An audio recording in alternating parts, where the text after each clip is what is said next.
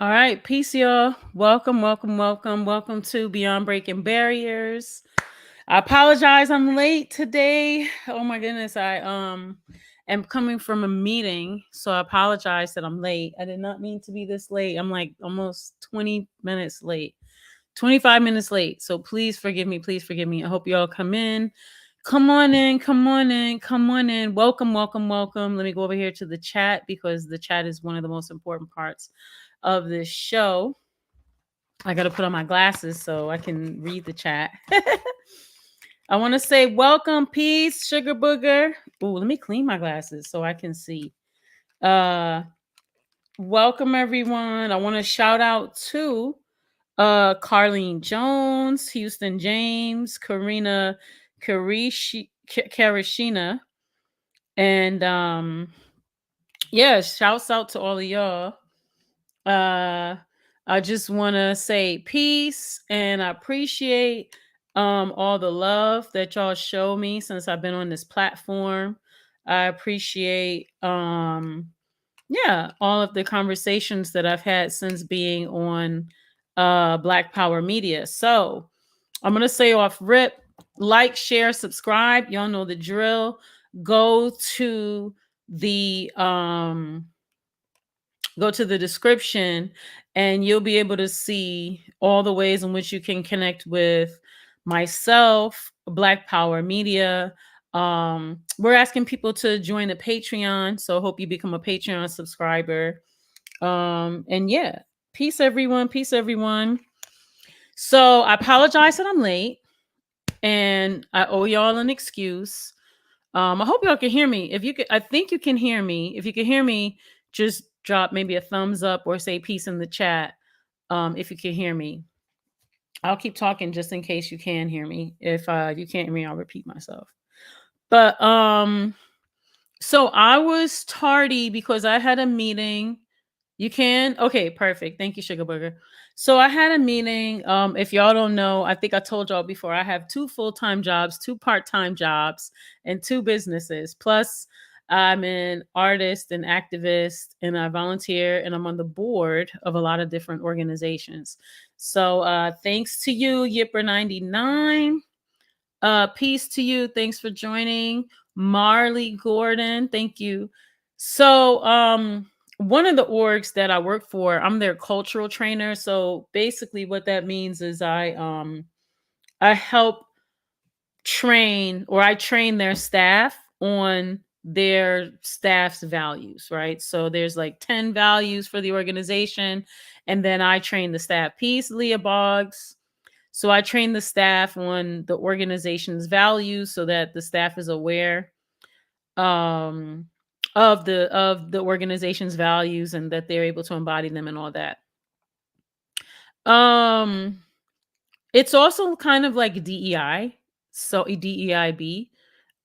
So I bring in different folks to help train us all on diversity and inclusion, belonging, and then coordinate trainings like around organizing and stuff like that. But any hootie rooty tootie.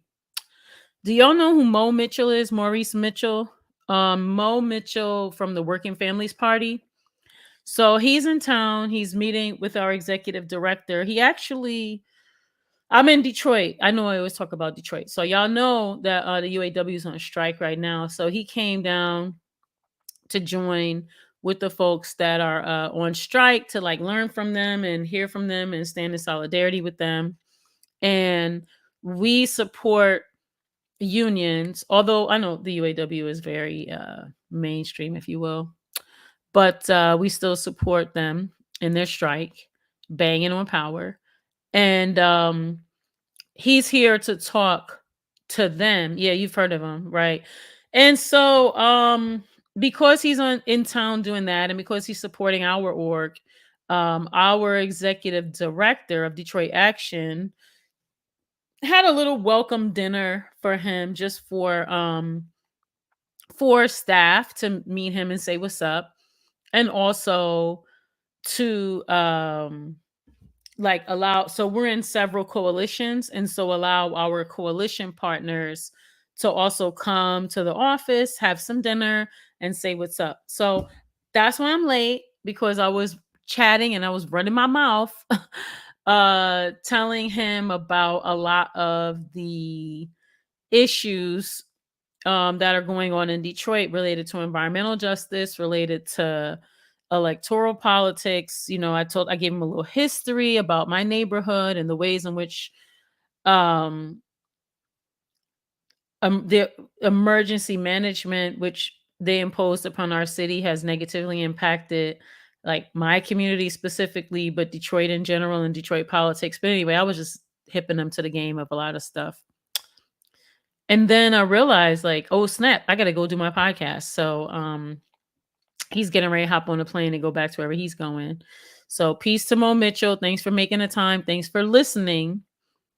And if y'all don't know about Working Families Party, so basically, y'all probably know about the Green Party, and y'all probably know about some other parties, but Working Families Party, as I just asked him what it is, so I'm gonna do my best to articulate it. I became familiar with Working Families Party because I was on the leadership team of the Rising Majority, and the Rising Majority is basically made up of a lot of the leadership of Movement for Black Lives. And Movement for Black Lives is pretty much the if we the parent of Black Lives Matter. And so Movement for Black Lives has all these different Black organizations that fall under it. And so Black Lives Matter is like an organization of Movement for Black Lives. And so a lot of the people who started Movement for Black Lives or that leadership are on the Rising Majority.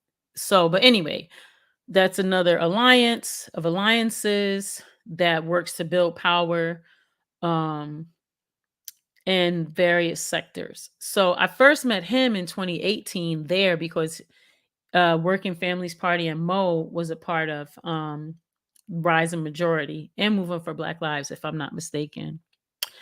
Yes, part two, peace, Desiree. Um, And so, yeah, so as I understand it, um, if I'm not mistaken, there's like 3 states, and please forgive me if I've forgotten the states just that quickly, but I think New York is one of them. Is Connecticut one of them? But anyway, and there's one more. But there's 3 states who can actually like I think they're called like fusion states, and they can actually like run a presidential candidate, if you will, through like a third party. And so long story short, I live in Michigan, which is not one of those states. And so the way that their strategy is that they run the candidates, and then the candidates run um on Working Families Party, but then depending which office um they then choose like which office, like which party, right? I mean, so they're working families, but if there's a candidate, like for instance, in New York, people, as he explained it, were able to vote for Biden. I know, but people were able to vote for Biden under Working Families, and it was to show that they are for Working Families Party values, which are leftist values. Um, and so it was basically to show that people were showing up not because of the Democratic Party, but because they assign on to these third party, values. But anyway, I digress. That's what Diallo always says. I digress. But so with that, I was just trying to understand how Working Families Party functions, and he was explaining it to me. And so because I always thought it was just third party, because like when I vote on my ballot, I don't know if y'all had ever voted for any Working Families Party candidates, but they were definitely for like more localized, candidates or whatever. So any hooty rooty tooty, enough about that. Y'all weren't here for that political conversation, but that was just to tell y'all why I was late. And please forgive me for being late. So with that, I started telling y'all about my little life story, which led me to do is you said Connecticut, New York, Vermont, Oregon, and Mississippi. Thank you, Yipper, for that. That's why I love y'all. The Black Power Media chat is mwah, A1, top notch. So I started reading this book, Women Rapping Revolution. And it's the hip hop and community building in Detroit. Is by Dr. Kelly Hay and Dr. Rebecca Ferrugia. And like I said, they inserted themselves into our community. Inserted sounds aggressive, doesn't it? They pretty much asked permission if they could study us. And so they originally were just studying us, and then they wrote like a journal piece, and then that ended up getting reviewed. I don't know if y'all know Jeff Chang is a hip hop historian aficionado, but he was a reviewer, and there were some other prominent reviewers. And so it's become a book, and it's available on University of California Press. You can purchase it there, or you can go to my website and purchase it. But 100% of the proceeds go to my organization, We Found Hip Hop, that centers women who identify as hip hop artists. And we do things like artist development, artist management, and artist booking. We create events that center women hip hop artists. We create events that center women and hip hop artists issues. We also have an annual retreat where we connect emerging artists with veteran artists, and they get a chance to be mentored. We also really think and learn and have conversations about how we can do music industry better than it's been done.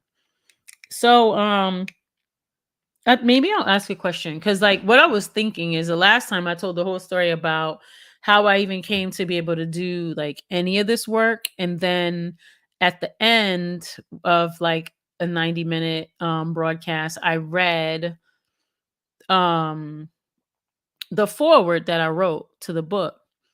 So I'm going to ask you, the chat, since we're here live. I know y'all will watch on the replay, but this is a part 2. So should I reread the forward and start there and then kind of talk, or do y'all prefer I just like keep it pushing and go on to like another part?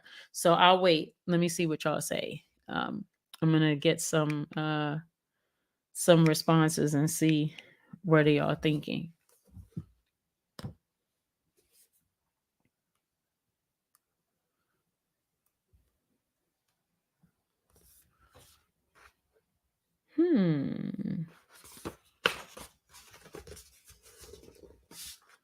Or if you don't have a dog in a fight, that's fine too. What do you think?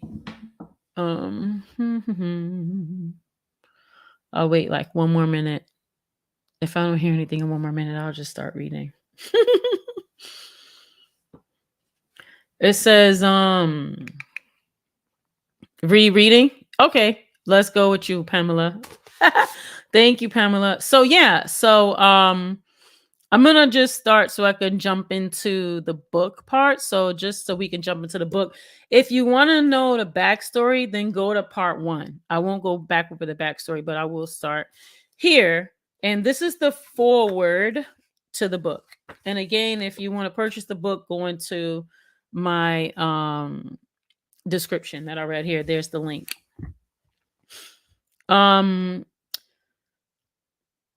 Who knew that the work I'd been doing along with other folks would be immortalized in a scholarly publication? When I started the Foundation of Women in Hip Hop back in 2009, I hadn't intended to do any kind of social justice. I hadn't even heard of the term yet.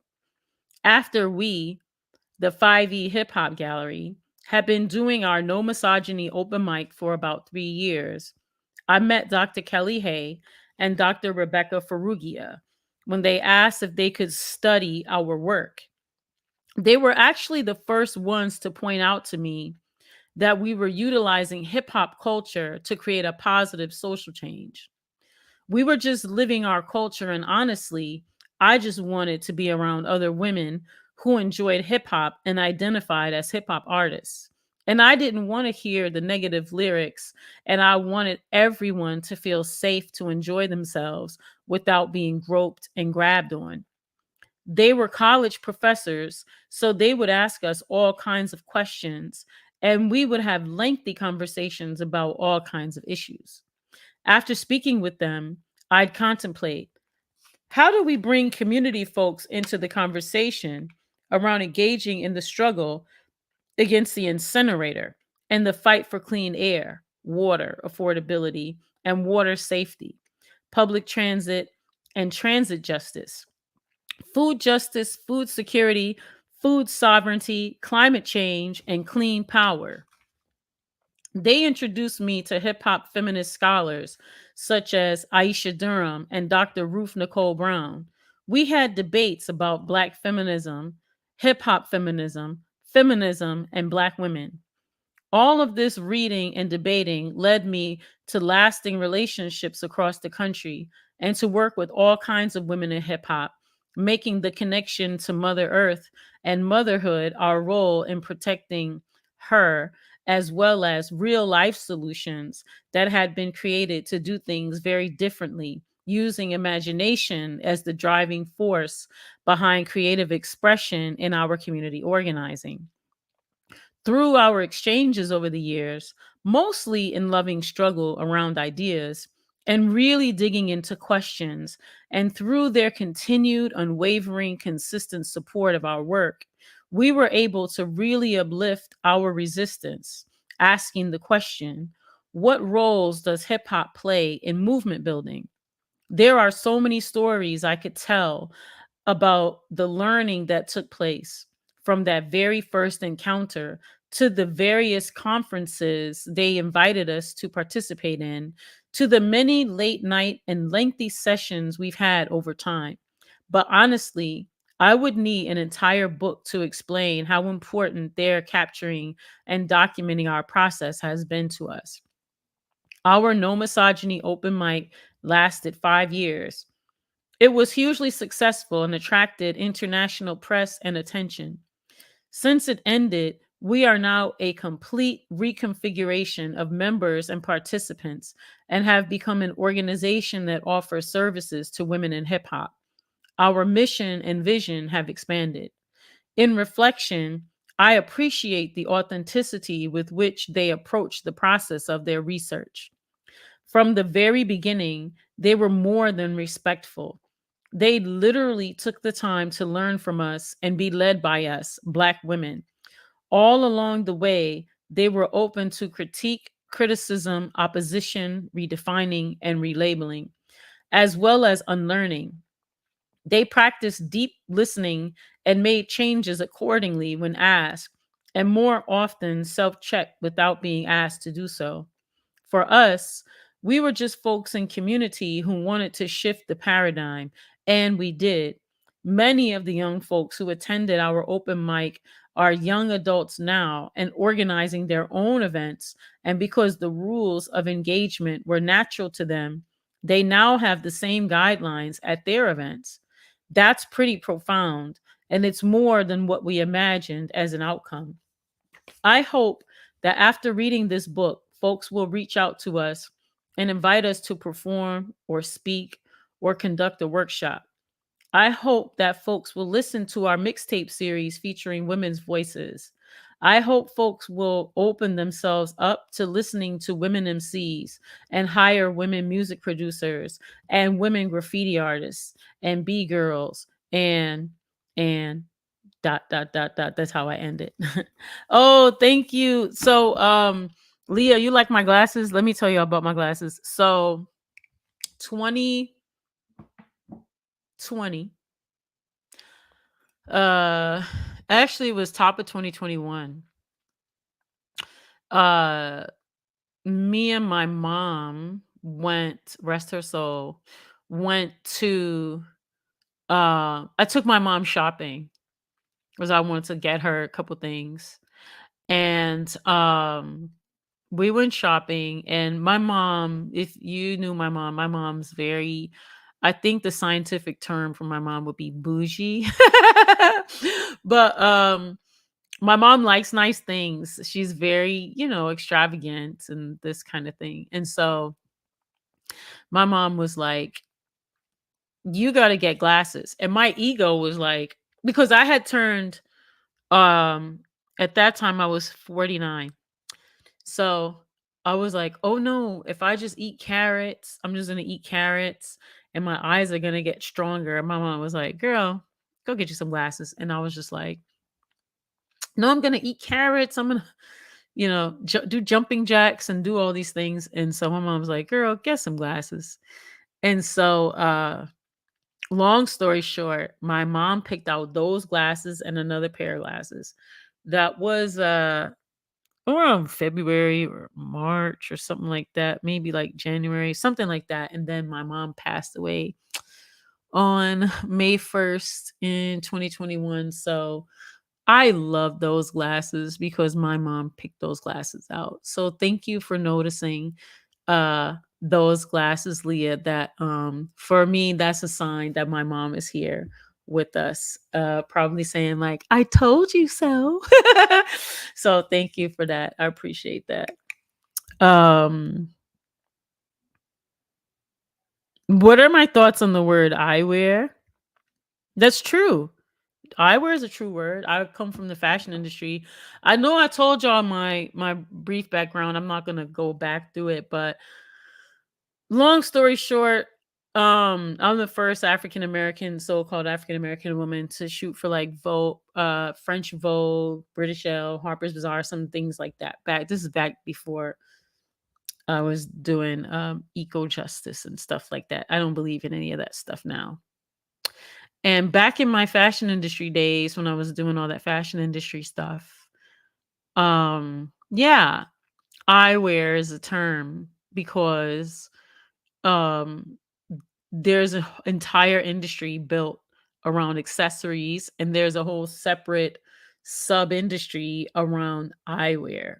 So yeah, that is a whole thing. So that's true. And there's various cultures around eyewear, and there are people like who spend goo gobs of money, on owning like expensive eyewear. Um, but anyway, that's a whole nother show that I would need a probably different podcast to talk about, because now I do a bunch of um I'm into eco fashion at this point. I don't believe in exploitation. Oh, thank you, thank you. Oh, you understand. So rest in peace to your mom, Leah. Yeah, my mom. Great taste, great taste. So, so I wanted to talk about a little. I know I talked about some of the book, but I wanted to talk about something a little bit different about the book. So, so the trajectory was that I had owned a space, and then no longer owned a space. If you want to know that story, go to part 1. But I had owned a space, then no longer owned a space. And so because of the fuckery that my ex-business partner did, um it caused a wedge in the community. And so um we had done a lot of work to like, build, but unbeknownst to me, him and his little cronies had done a lot of work internally to like destroy things like trust, amongst us. That's another way that misogyny in capitalism looks. And so while we had been doing all this work to like dismantle all these systems of oppression, they were actively working to, break down our movement from the inside. And it wasn't only like them by themselves, right? It was also, like I said, there was a whole business. The Corktown, where the business was located, is in a community called Corktown. And so the the Corktown Business Association, led by this guy named Phil Cooley, who I'll say is a land czar, whose family, uh, sold us the property. It in the background was working to against us. They had put money together to create a private police task force, right? So I told y'all that story, how they terrorized us 6 times at gunpoint and were terrorizing the people that were attending all of our events. They had got this artist that was an informant, and then set us up um through like paying his girlfriend to come in and bring drugs and try to sell them to undercover cop, and just this whole crazy thing. And then they had posted all this stuff on Facebook, and then like saying that we were selling drugs and all this kind of thing on Facebook, when really they were this whole little thing that they brought their own drugs in and then try to sell them to the undercover cop. And it was like, when I was in court, um I'm just there in shock, just like listening to this whole thing. And fortunately, two of the young people who were minors had come up to me in the hallway during court. I was just standing like, there's like whatever, how many cases, and then you go inside. So I was in the hallway, kind of just like chilling, waiting for them to call me in, our case in. And two young people were like down the hall, and the young lady and the guy, that came up to me, and they were like, she was actually crying. She was like, "I'm so sorry, I'm so sorry." And I didn't know them from a can of paint. And she was like, "Yeah, they I guess basically they were down the street, and they were like from the neighborhood. They were down the street, they were in their car doing what teenagers do in a car at night." And the police caught them and forced them to when they were drinking, and they forced them to come into our place when they did the raid, and then they breathalyzed them. So they told me this, and I was like, whoa. So it was a whole thing. So fortunately, um let me go back. So that's how we even found out they have a whole Facebook unit. I mean, this is 2012, so or 2011, 2011. So this is how I found out they have a whole Facebook unit. And that was like a decade ago. They probably have some more stuff now that I don't know nothing about. And so they had pulled up the artist that I'm telling you about that wrote this post, was like, it was something crazy like that you would never post. It was like, if you want sex and drugs, go to 5E Gallery and blah blah blah. And I was like, what? And I hadn't seen it. So when you go to court, all things come out in court. That's why people don't ever want to go to court. So the undercover cops are in court. The people, uh the artist that I'm telling you, that's how I learned his government name. They had named him blah blah blah. I'm not gonna say it here. I may have said it before, but uh I'm not gonna say it here. But they were like blah blah blah, is one of our informants. And come to find out, this dude had been doing this to several art galleries. In hindsight, um it was a larger thing where the casino didn't want anyone. Detroit has a lot of casinos at the time, so they didn't want anyone to have any options for people, I suppose. That's what I'm told. I don't know. Who knows? I'm not involved. This is all trying to figure out what happened after the fact. But during that time in court, um, the judge was like, a black woman with locks. Not that that means anything, but fortunately, because like basically, obviously I denied everything because I was like, yo, I run a youth program. I don't know anything about this. This is the first time I'm seeing any of this stuff. I know nothing about this. I have nothing to do with this. Blah, blah. Anyway, so it ended up that I didn't get in trouble. The judge believed me. And then basically she ended up asking me like, "Oh, you have," because after, when she's asking you like about you a lot of questions about stuff, then she's asking me like about the space and what type of, because I'm telling her I do youth programs. I don't know what they're talking about. And I work with community. You know what I'm saying? I got a computer lab. We incubating food space. Like we doing art performances. Like this is not me. So she after a while, she was like, "It sounds interesting." So I ended up leaving court and the judge was like, "Oh, like if I have people that are on probation, can I put them in your program and give them like credit or whatever for community service?" I was like, "Yeah, as long as they're nonviolent and non-sexual offenders and, can be around youth." You know what I'm saying? Like, yeah, I'm all about that. So it ended up we ended up like getting registered with her and the court. And in a way, it was kind of backfired because, you know, dudes, I mean, a lot, not just dudes, but people in hip hop, for the most part, are always in court and always need to do community service. And so it ended up where a lot of people in the community, we end up actually helping people in the community because a lot of people had to do mad community service and they ended up being able to come to us to do their community service until um like I said, my ex-business partner helped do all that other terrible stuff to like tear it down, but in hindsight I could see that it was other outside forces, unfortunately, um because people are not politically aware and we don't share values in that way, and we don't, and I didn't realize it. So I'll take responsibility for that, for thinking that, because I'm thinking that we're all working for liberation, that everyone's on the same page, and not realizing that everyone doesn't view it the same.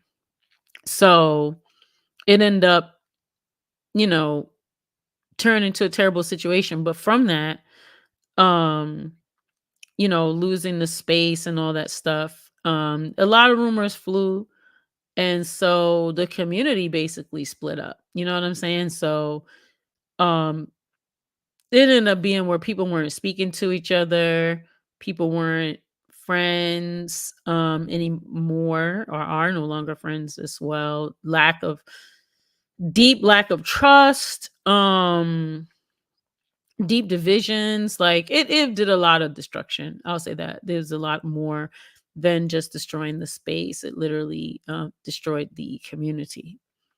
And so even to this day there's nothing like what we were bringing to the table, in terms of filling in very needed gaps of things like we would let people do their janazas there for free. We'll let them do wakes for free. We'll have, like I said, baby showers for teenagers, weddings, when people couldn't afford a space. But we also, we had b-boy battles and b-girl battles and DJ battles and rap battles and beat battles and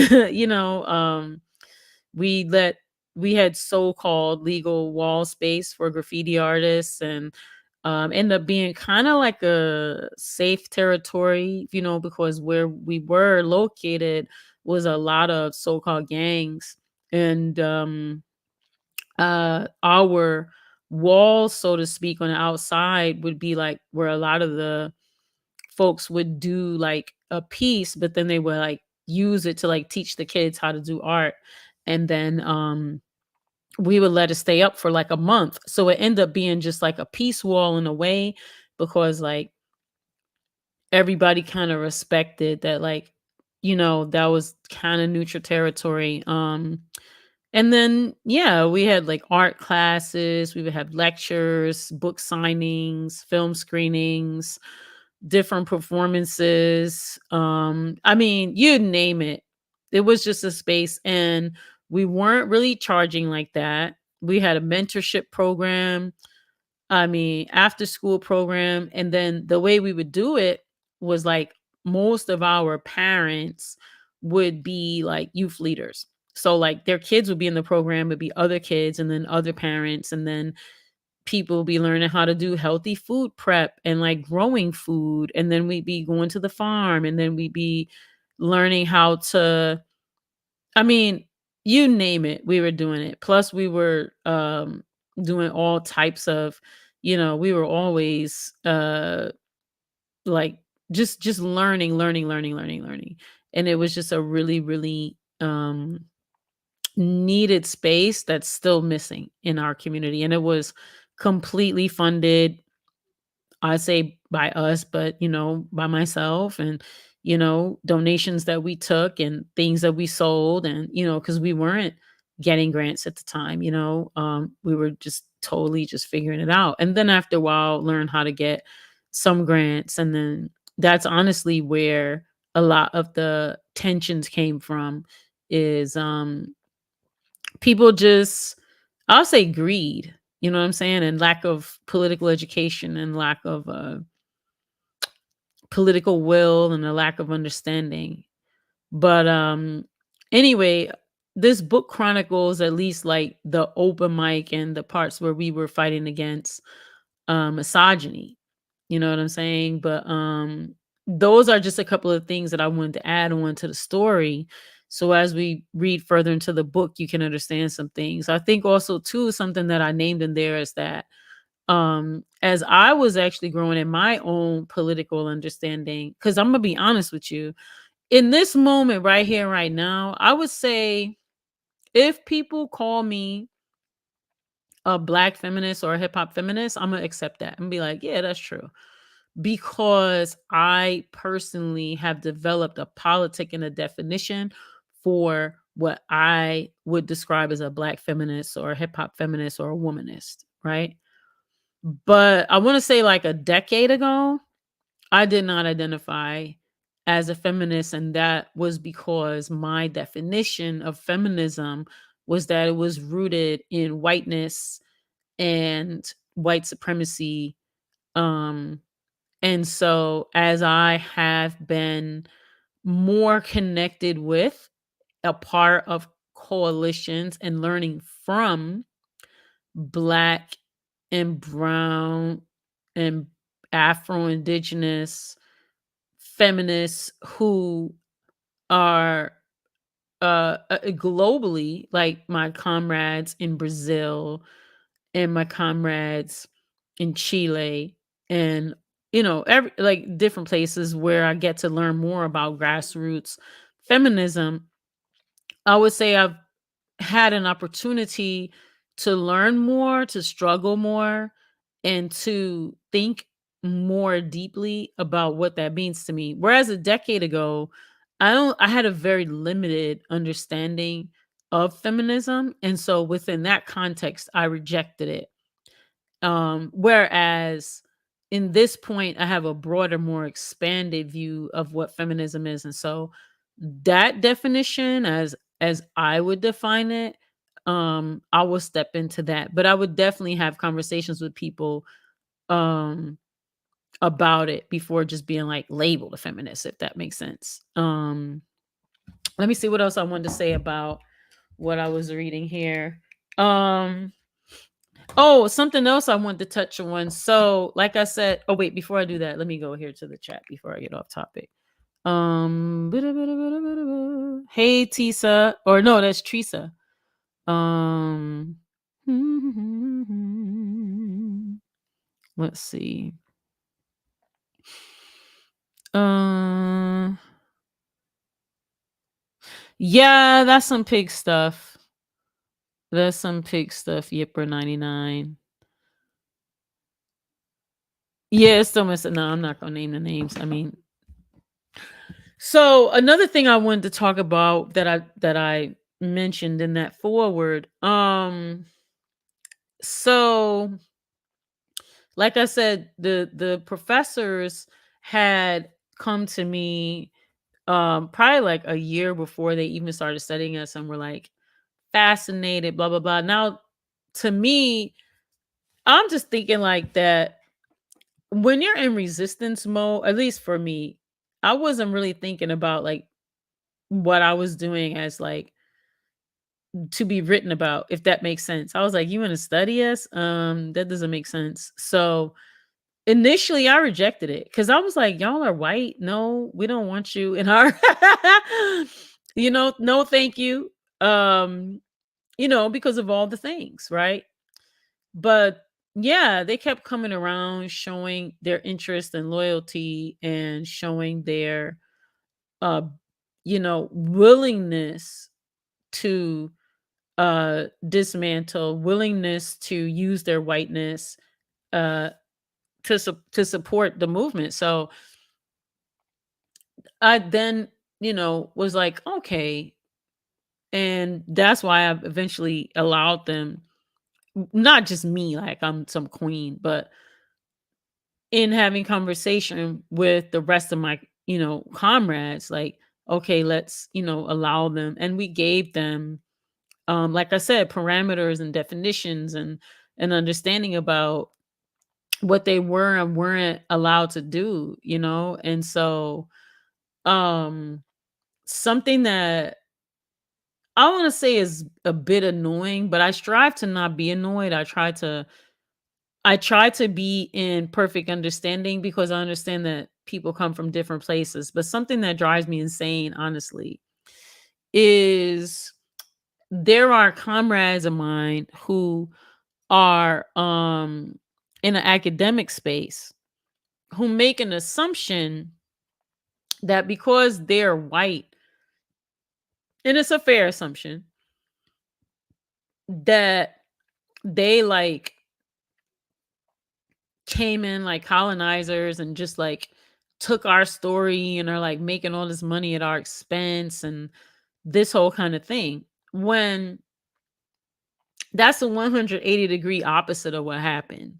Like, to be honest, um we I know myself, but we literally like m- guide and led, you know what I'm saying, like the entire process. And I say all of us did. So it wasn't the situation where we were just like bystanders. You know what I'm saying? Like, we were definitely driving.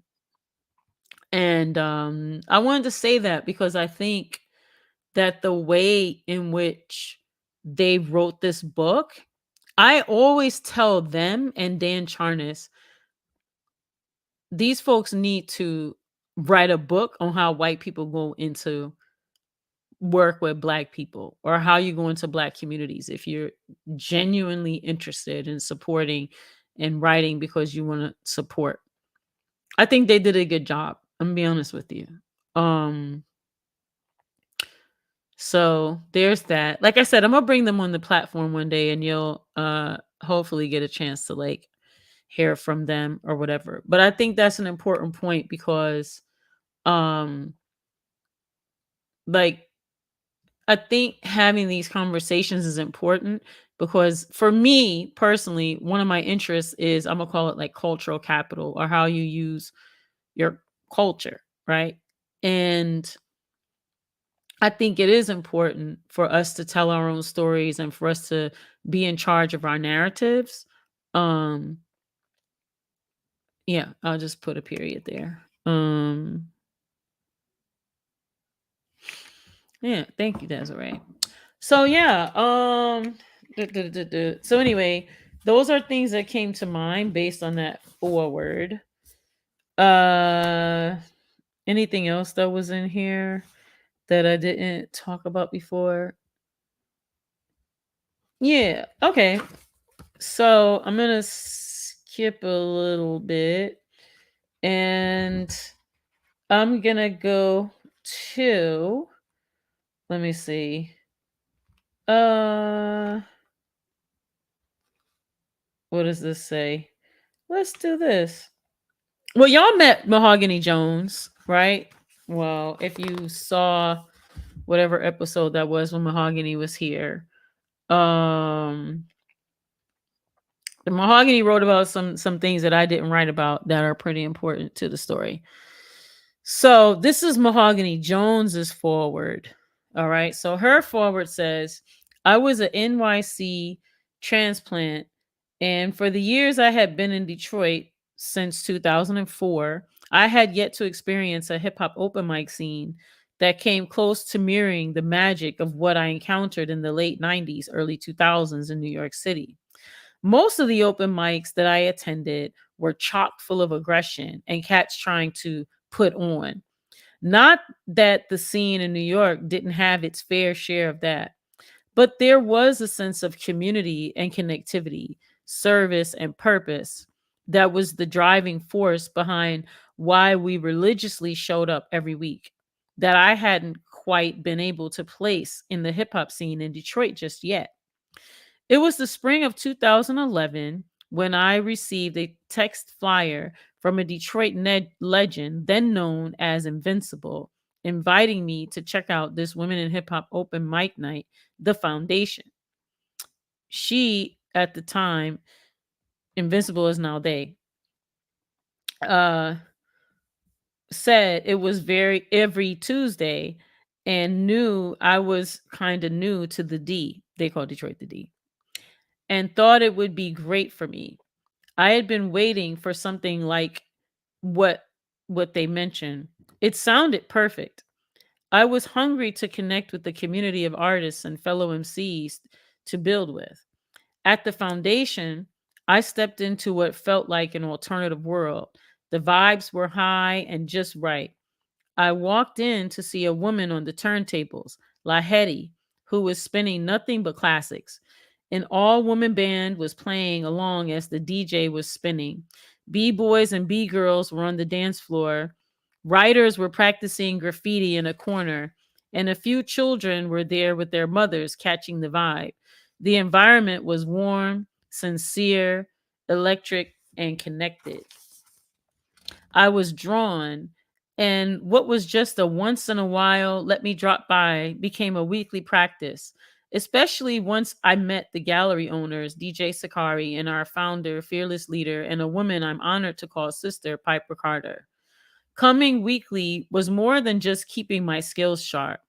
We had a mission to become a presence in the community and a resource center where we would could encourage one another to grow as artists, but also as humans.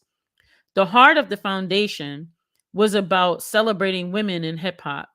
It was about honoring the presence, voices, and contribution of women in media in efforts to bring restoration to our sense of identity as a whole. The foundation had become my cheers. We all knew each other's names and hearts. Pipe's ambition to maintain a weekly open mic on a weeknight was often met with criticism and resistance, as was her premise that our open mic night be one that didn't tolerate misogyny at all. That was tough. What was hip hop culture without the disrespect and over sexualization of women? I had quickly gone from an attendee to a co host alongside Nick Knack, shouts out to Nick Knack, in order to be a part of finding the answer to that question. The foundation found a home at the 5E Gallery. Its purpose was to serve as both art gallery and community center, both maker space and lounge. It was multi purpose in every sense, a space to come and get a meal when needed or catch a multimedia fashion show. Piper and Sakari had created not just an art gallery space, but a movement. Unfortunately, like most movements, there was red tape and pushback. The gallery had building violations and therefore it would not be available for public use, which meant a relocation. This relocation to Detroit's famed Veterans Bar, the Old Miami, initially felt like a curse, but nothing about it said hip hop feminism. But it quickly evolved into one of the most renowned open mic nights in the city for about 3 years, where I had the pleasure of meeting our authors and now close friends, sisters, and comrades, Rebecca and Kelly. These professors not only came to the open mic nights, but toiled in the trenches with us, faithfully attending planning meetings for the night and special evenings, and serving as partial sponsors for events. They have celebrated birthdays alongside us, and literally did and do life with us and have invited us to do the same with them. Hip hop culture is not a spectator sport, it's best experienced as a participant. It would have been easy for Kelly and Rebecca to have entered our world and comfortably posted their tents on the edges, looking from the outside in. Instead, we have grown together as artists, educators, advocates, some of us academics, but most importantly, as women and sisters. This journey has not been a comfortable one. It has been full, rich, thick, and provided plenty of moments for both professional and personal growth. There are no two other individuals aside from Piper Carter herself who I feel are more qualified to lend voice and insight into what was the foundation, what is now We Found Hip Hop, and what ultimately became a piece of Detroit's hip hop historical landscape and will be a capstone for Detroit women in hip hop. So, what is so something I do want to say, that was one of the tactics that the uh uh person Phil Cooley and his little, like I said, Phil Cooley was like the land czar who did all that you know nonsense. So one of the things that he did was would send in people to like help us right, like get the building situated and up to code. And let me just start at the beginning. We had one building before, but the owner of the building wanted to sell it because the neighborhood was becoming hot. So we were trying to find another building. So Phil Cooley was like, "Oh, you can have this other building right down the street."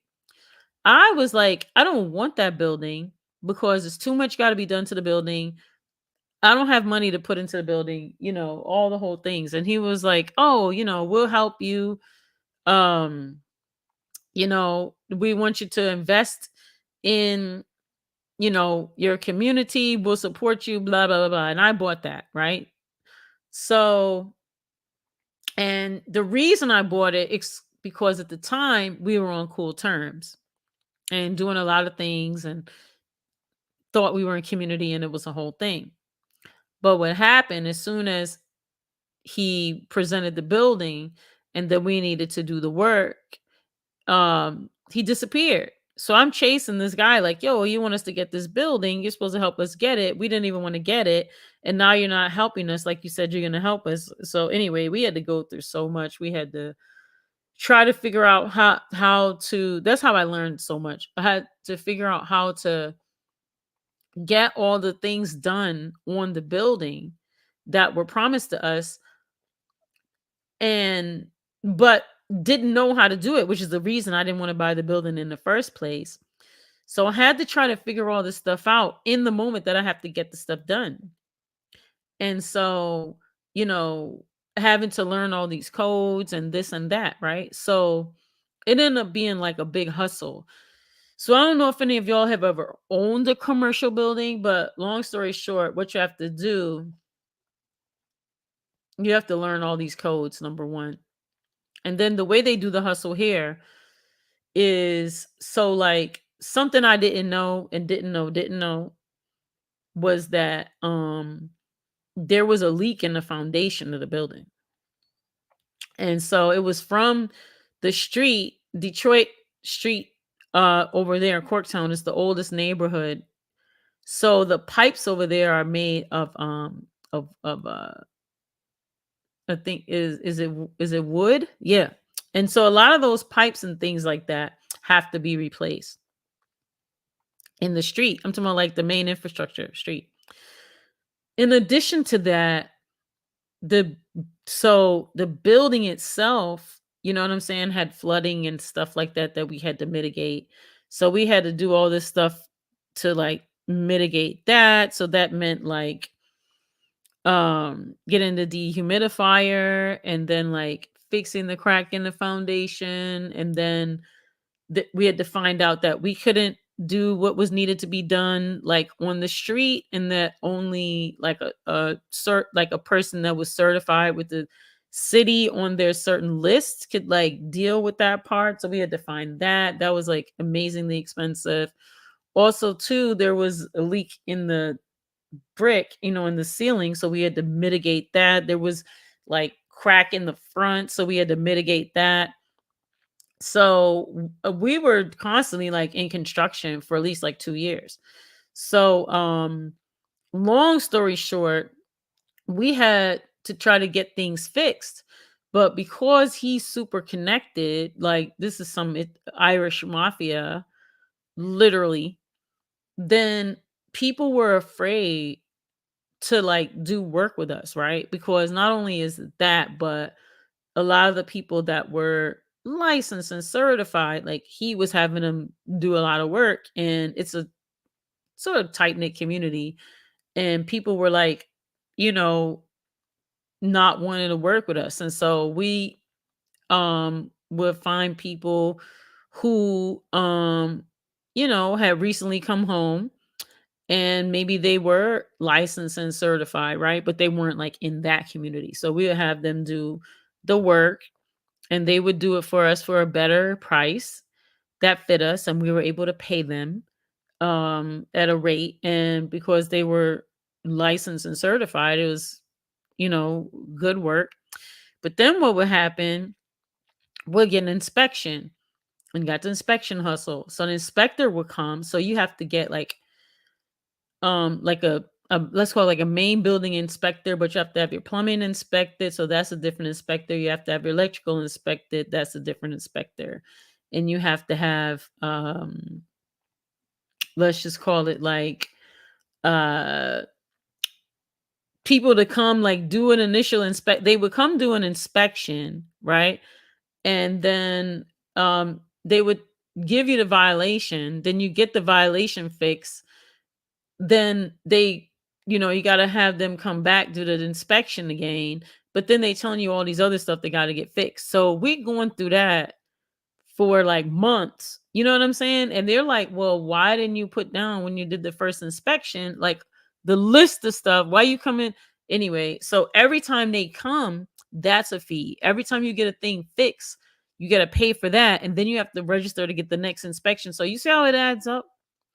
So there was all of that. And then something he did that was kind of like the straw that broke the camel's back. He had destroyed our bathrooms. Number one, we had these bathrooms, and then we needed to get the bathrooms redone because we had to get them up to compliance for the ADA. This dude comes, he sends his contractor, the contractor comes and takes a freaking sledgehammer and sledgehammers our toilets. So we have to get new toilets. There were new toilets. On top of that, they like sledgehammer walls and stuff like that because they said they were going to knock these walls down, but they knocked down other walls. And then one of the worst things that they did was our floor was concrete, took a jackhammer, which is like a whole different permit that we didn't have, that we didn't ask for, and jackhammer down into our floor like like a grave. So like a good, 6 feet down, and then like 8 feet. You know what I'm saying? Like across. And it's like, what are you doing? You know what I'm saying? So he was saying that it was to, you know, put in the toilets and this kind of thing.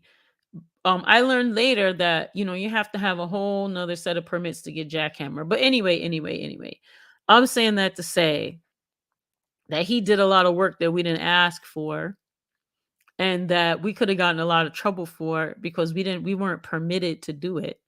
And he sent his folks to come help us, and this is how they helped us. And then they just left it, and they left it just like that.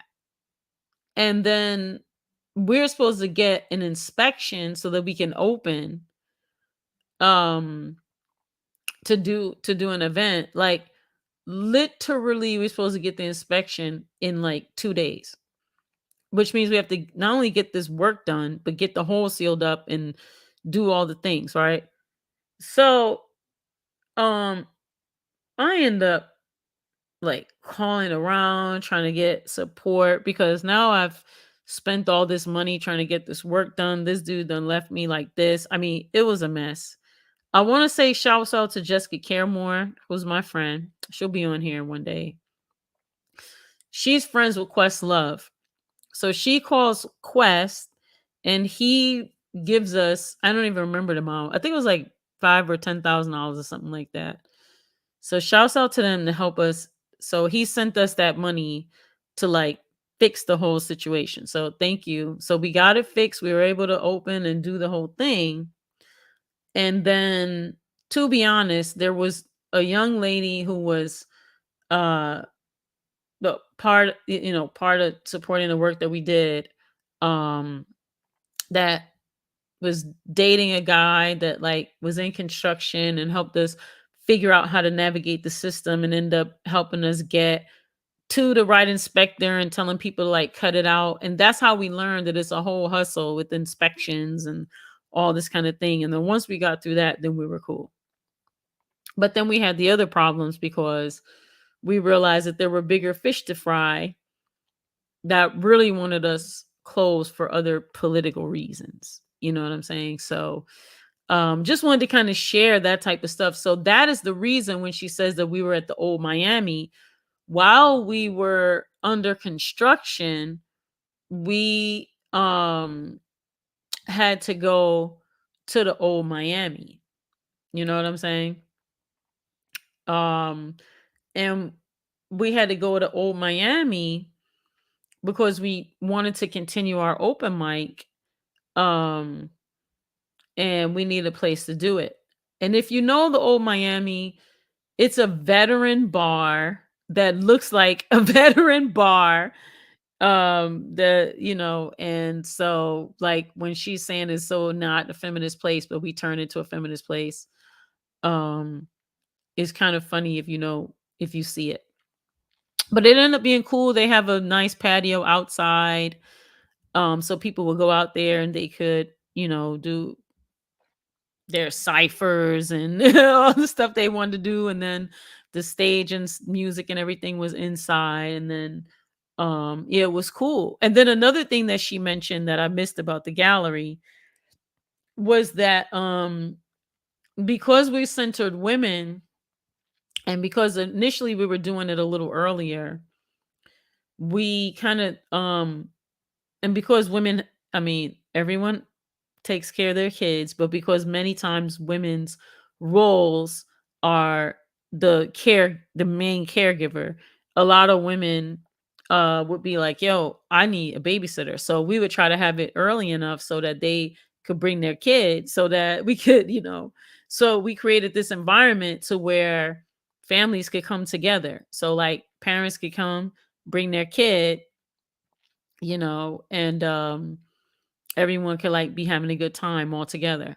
Eventually, when we went to Old Miami, only thing I appreciate Old Miami, but the only thing I didn't like, it was different from the gallery in that it had the bar, and obviously that changed the vibe. Meaning, if you can't really have kids there, you can't have kids there. So I just missed that whole family vibe with having all the generations. Um Let me see. Something else, when we first started, we were trying to figure out our like when to have it. So I initially wanted to have a little bit earlier. I wanted to have it like after work kind of thing so that like um we could catch like parents if they was like getting their kids from like a school program and they could come kick it for a little while. We were trying to figure all that stuff out.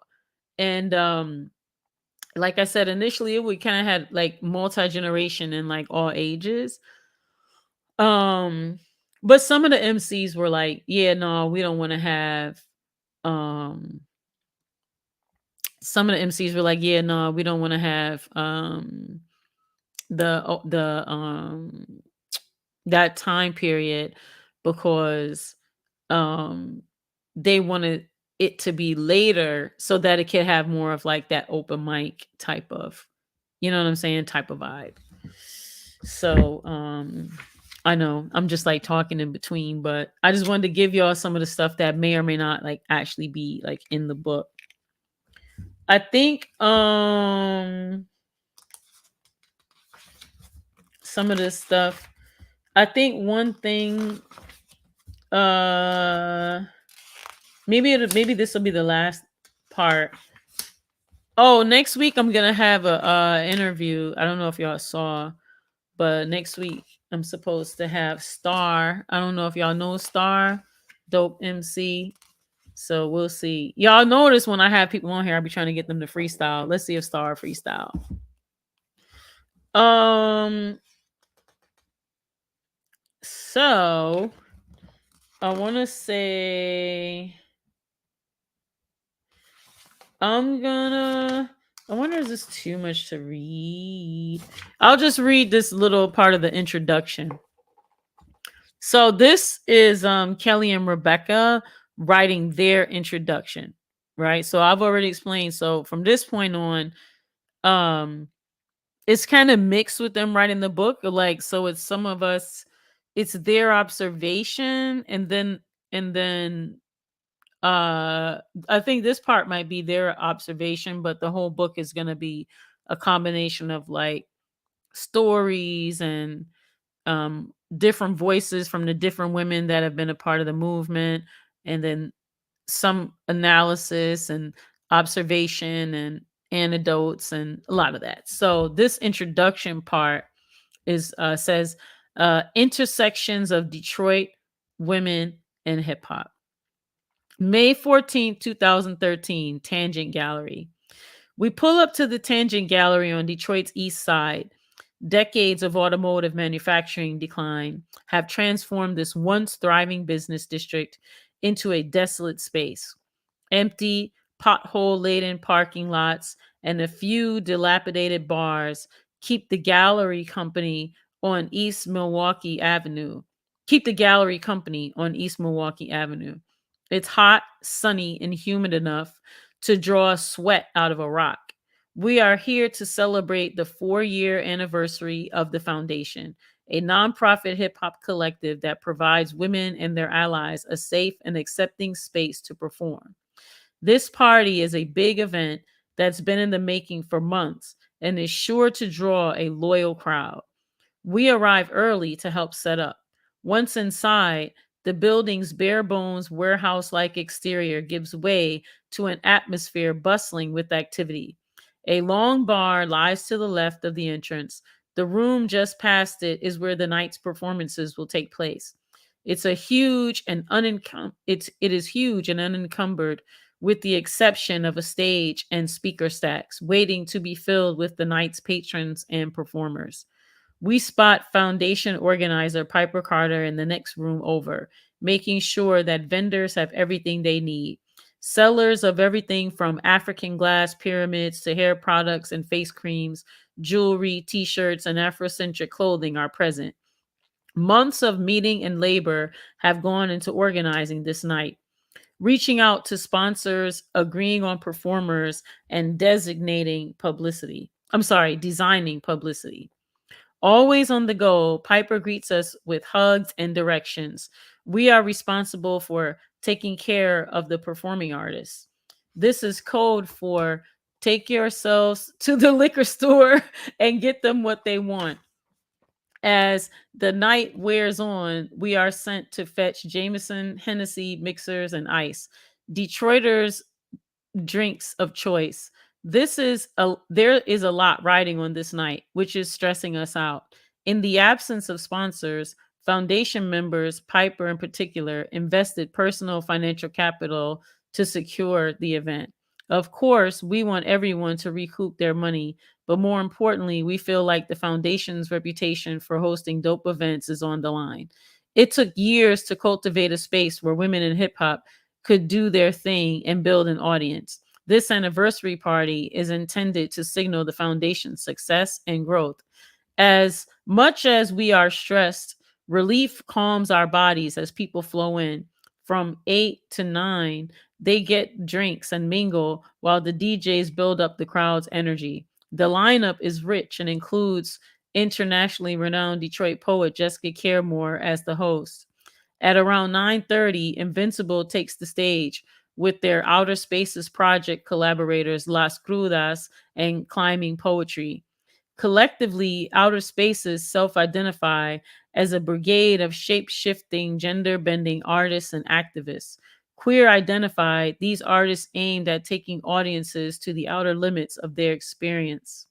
The crowd embodies multiple hip hop aesthetics, including call and response, context specific dance forms, and rhyming, along with familiar lyrics, while artists use Spanish and English interchangeably.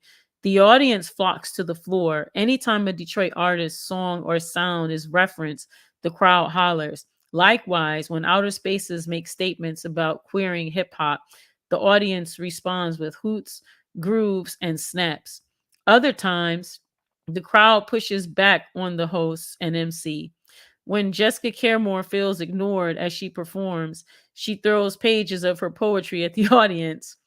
Locals communicate nonverbal sentiments like "my bad" by touching their chests and supporting a hip hop style bow. Newcomers use their hands, crudely gesturing dismay about Moore's flying poetry. Attitude is met with both resistance and respect.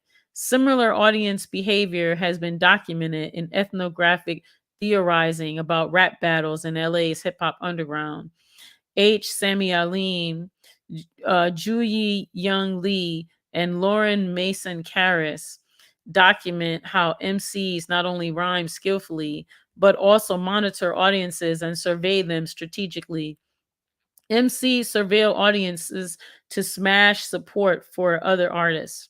While we did not witness this practice, we do see the crowd answer and refuse the MC's call. This moment that crashes over the crowd like a wave embodies Simon Frith's argument that music has a life of its own that is always shared by artists and audience, and supports his insistence that effect is central to the production of sound and the feelings that audiences attach to it. We see this in action. We feel the tensions just as we become caught up in the audience artist synergy that produces embodied poetic energy. By this time, the space is packed and one can't avoid the sway. Adults of all ages, from hippies to hipsters with diverse racial and ethnic backgrounds, are present. Next, foundation artists Mahogany Jones, Neek Love Rhodes, Inside the Riot, and Deidre D. Essence Smith perform a set together. The beats are banging, and each artist features their favorite tracks off their latest projects. In typical Detroit style, hands are in the air doing the Errol Flynn. In Detroit, we have a dance called the Errol Flynn. It's like this. It's a long story about Errol Flynn. But basically, it's a Detroit dance. It's a historic dance. It comes from the 70s. It was originally only done by a gang, I believe is the Pony Downs. And um, it was a call, a war call. So they would do it at house parties. And when you did the Earl Flynn, it was a call for the different members to like, let's, beat people up together type of thing. But as time has evolved, um, it has now just become a Detroit dance. So when you're in Detroit, people just Earl Flynn. Yeah. But anyway, they're doing an Earl Flynn, and feet are two-stepping. Shortly after midnight, hip hop and R&B artist Mayday takes the stage to close out the night. Again, the crowd does not respond to the vibe of her call exiting the dance floor. Mayday draws her own fan base, but is not the foundation sustaining audience. The energy dipped after foundation artists left the stage, as many in hip hop crowds, when people are not feeling it, they head to the bar or to other gathering spaces. Throughout the night, all of hip hop's elements are at play. Mary Mar, aka B Girl Mama of Hardcore Detroit, and Martha Quezada of Motor City Rockers tear up the floor with their crews. Foundation member Nicole Carter has easels and corkboard canvases set up all over the space. To the beat of the music, she paints Afrocentric women in different hip hop poses on the sides of the dance floor. DJ Stacy J and DJ EXO work the ones and twos while we stand amazed at how the evening has come together. So many women, queer and gender nonconforming artists and fans rocking all the elements of hip hop.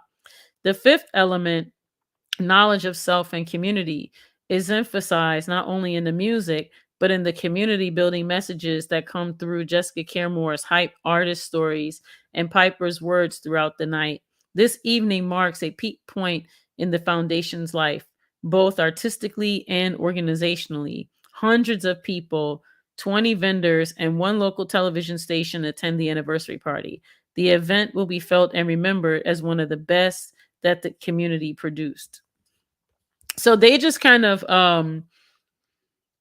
they just described our 4-year anniversary, right? Yeah, so that's funny. I like this part where she said I like this part here because like I told y'all, my background is in more like production and backstage and all this kind of thing.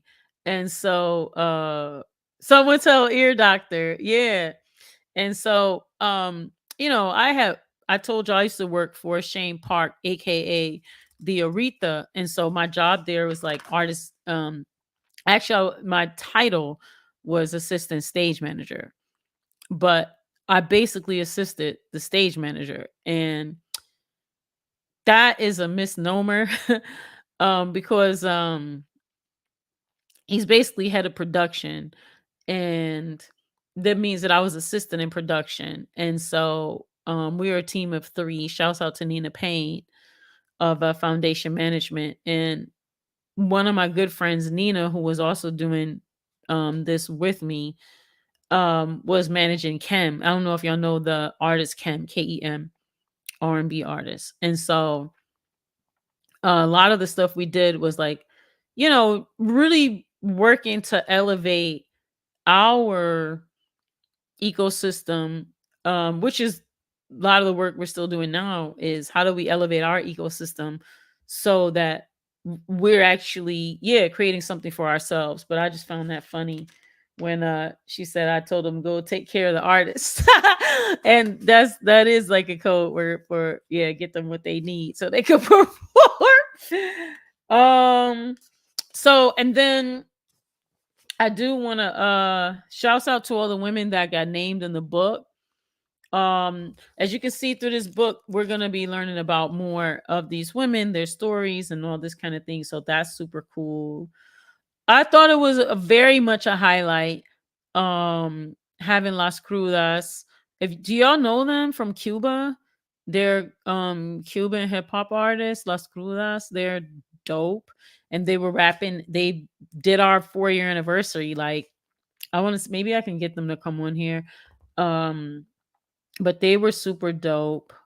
A lot of the stuff is on the YouTube channel. My YouTube channel, We Found Hip Hop. If you go over there, I think I've uploaded. If I haven't, I will upload.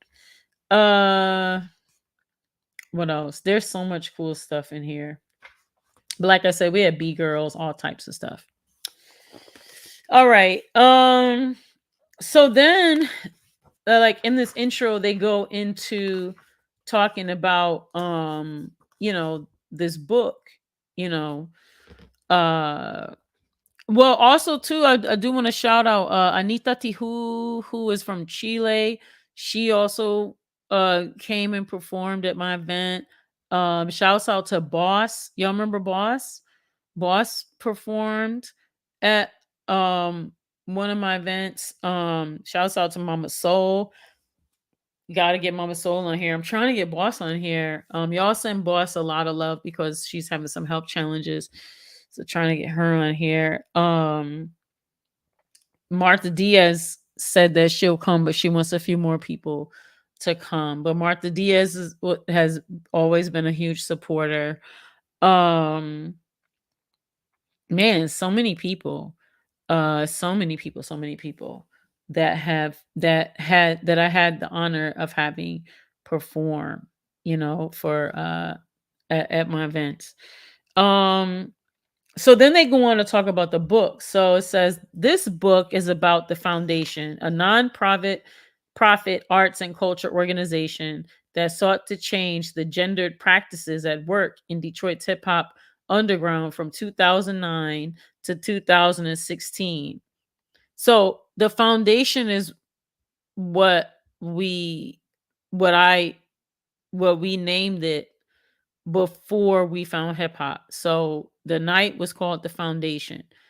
Um and then, like I told y'all, after all that fuckery went on, then I changed the name to We Found Hip Hop. Um that's funny. Right, with the take care of them story.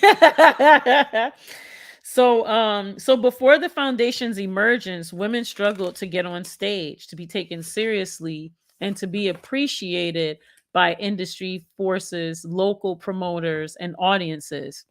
Our work focuses on the sites where the collective existed, as well as the larger context of Detroit that grounds the lives of its performing artists. Planning, organizing, and performing took place all over the city. To fully understand the work of the foundation and the artists who supported it, one has to grasp the current conditions that Detroit is facing. Given that Detroit is a black city, majority black city, our book makes explicit the multiple intersections of identity that shape the cultural productions of the artists we came to know over 7 years of engagement. Women Rappin Revolution, the name of this book, argues that the hip hop underground is a crucial site where Black women forge new subjectivities and claim self care as a principle of community organizing. The foundation's community building practices operated from the assumption that self care is a form of cultural welfare in the lives of its artists. Hip hop and activism are intersecting forces that shape a vital, vibrant sector of Detroit's hip hop underground. This ethnography embodies hip hop's roots as a community building enterprise. We provide alternative narratives that question the relations of power, patriarchy, consumerism, and violence that have come to dominate the commercial hip hop industry. We argue that the emergence of the foundation created conditions where women organized and strategized ways to create stages for themselves and other artists. The collectives showcased skills, aesthetics, identities in the making, and yet the foundation was bigger than hip hop. Many members were and remain cultural workers. Their cultural production opens new ways to imagine what counts as community organizing and political work. In other words, cultural performance creates avenues where new world views can emerge. Our work with the foundation articulates the dynamics of grassroots organizing situated within an arts community. In doing so, we reframe both popular and scholarly conceptualizations of women in hip hop. We contribute a much needed focus on Black women's subjectivity in the life and making of hip hop culture. Over time, we came to understand that self care shapes Black female subjectivity in the hip hop underground. For many, it is both a philosophy and a toolkit for survival, a form of cultural welfare. This concept generates acts of self other love and messages that sustain the possibilities of relational life. Rather than sour, ideologically produced, oh my God, this is definitely a uh, academic word, excoriations of the welfare state that dominate neoliberal public discourse. Self care reclaims welfare as community based practices that function as well springs of personal, social, and cultural health in the broadest sense.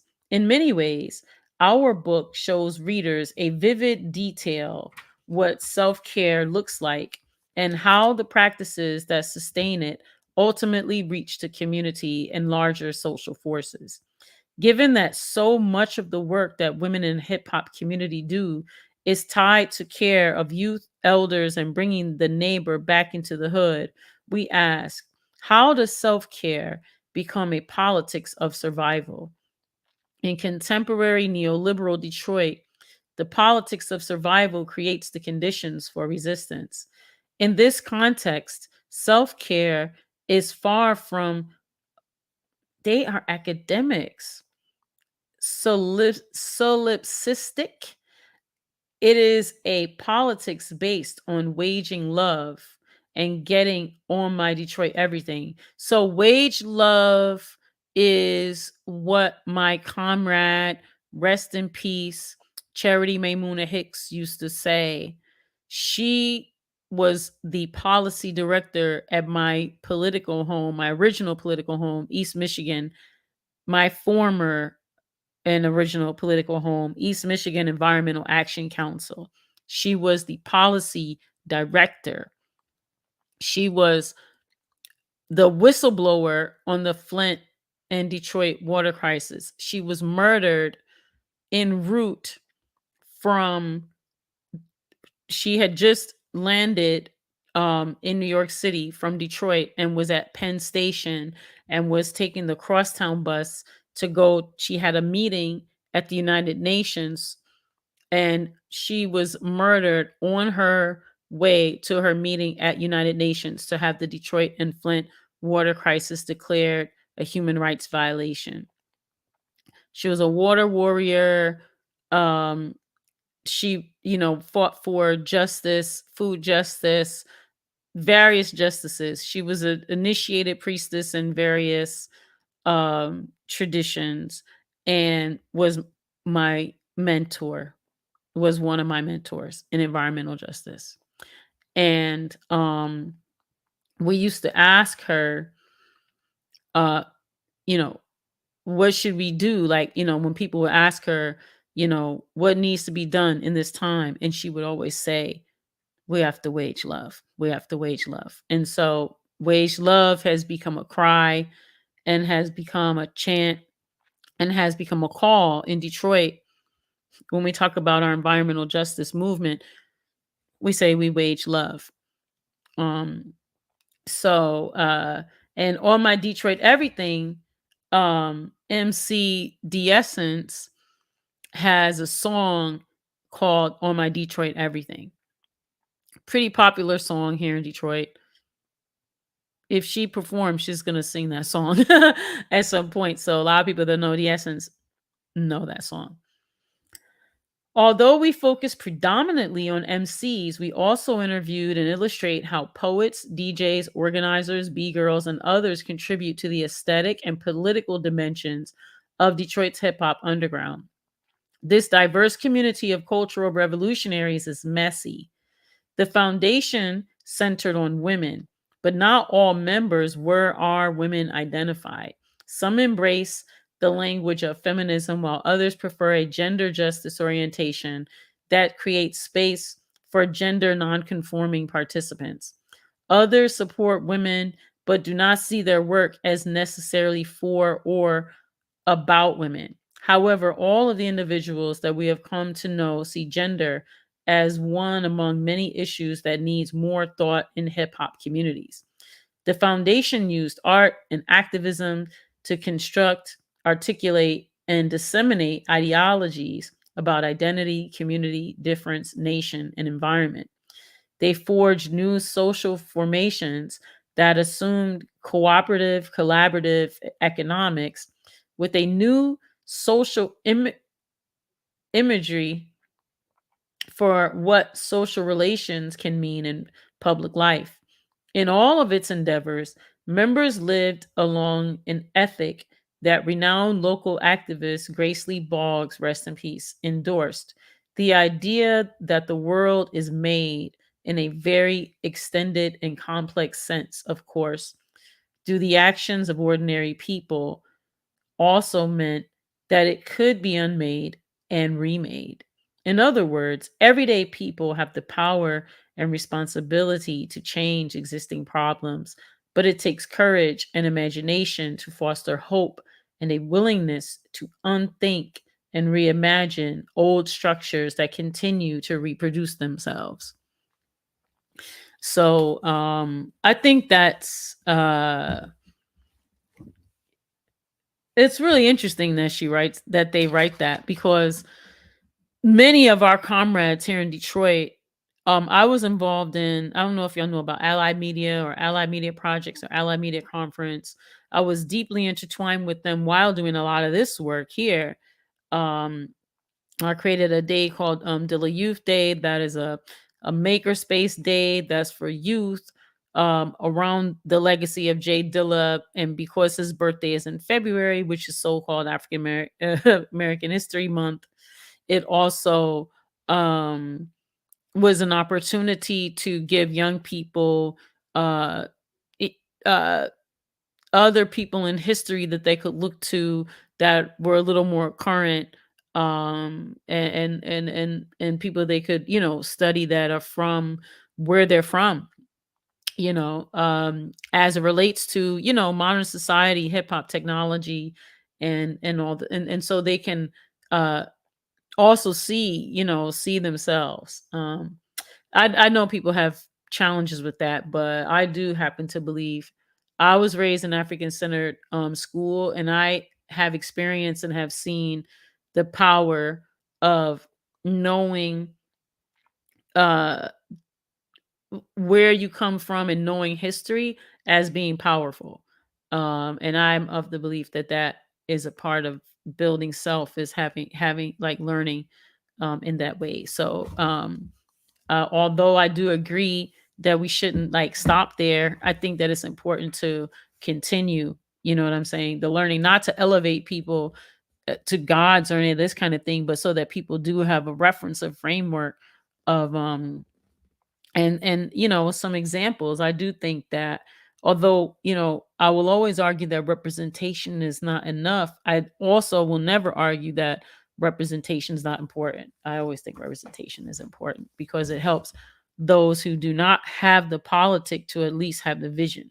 It supports that. That's my opinion. um and so with that, a lot of the work that I had done um during this time, I'd also been involved with Allied Media. I wasn't employed by Allied Media, but I partnered with Allied Media Projects and Allied Media Conference, and had helped create uh, some very important work that they'd done, or that we'd done together, around bringing technology to underserved communities. And so we ended up uh creating a lot of different work. So one piece of work we did was, I'll call it these branches of Detroit Future. So it's Detroit Future Media, Detroit Future Schools, and Detroit, excuse me, Future Youth,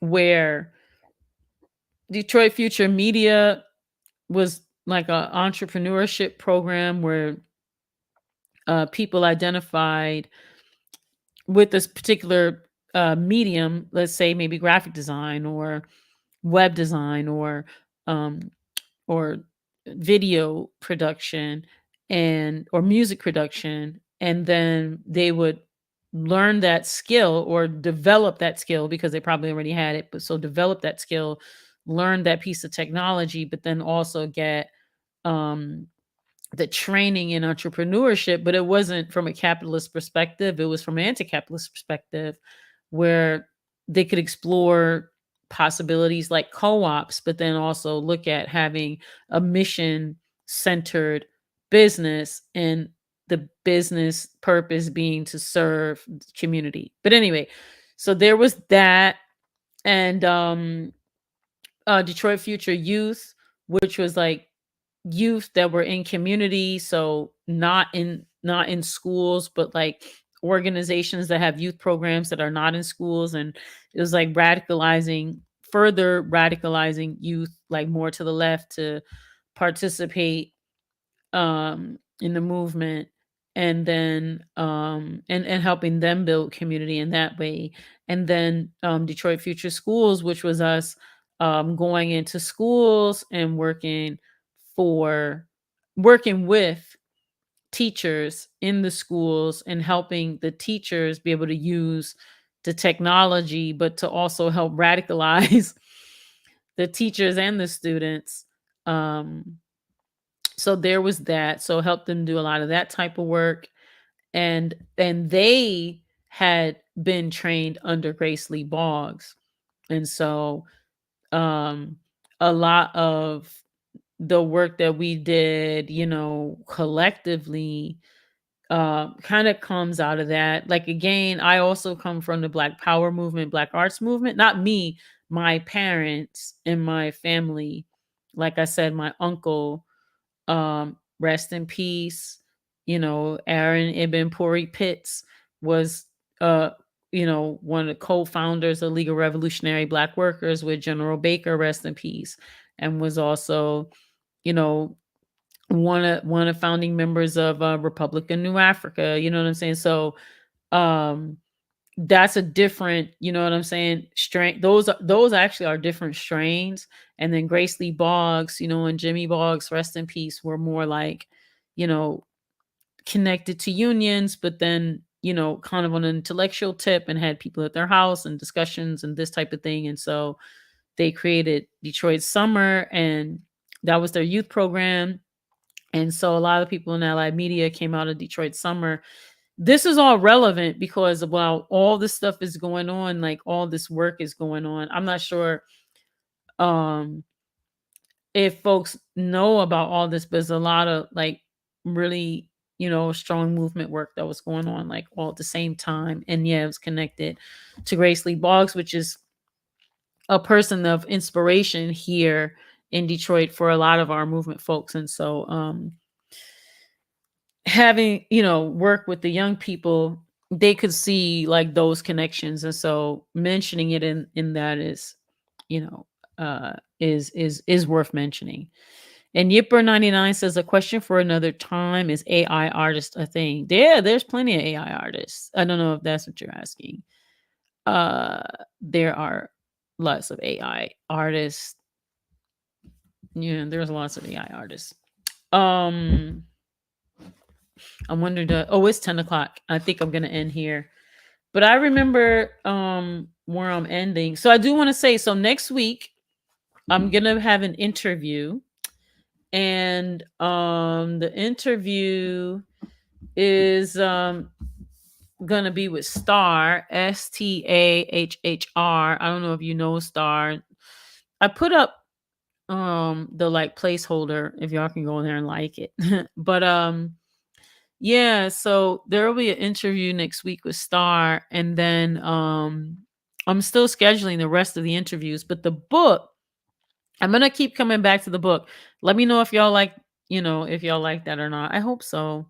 But I'm gonna keep coming back to the book when I don't have interviews. So we'll go between interviews in the book, and I'll use the same graphics so y'all will know when I'm, doing the book. I guess this one was part 2. The next one we'll do will be part 3. And just a quick shout out. I don't know if y'all know this or not. Like I said, I'm a photographer. I also do video production, also produce events and produce a lot of things. But recently, is in the last 3 years, I've also become a DJ. So I get called often to come DJ lots of events because people know that I know a lot of music. My music knowledge is very deep.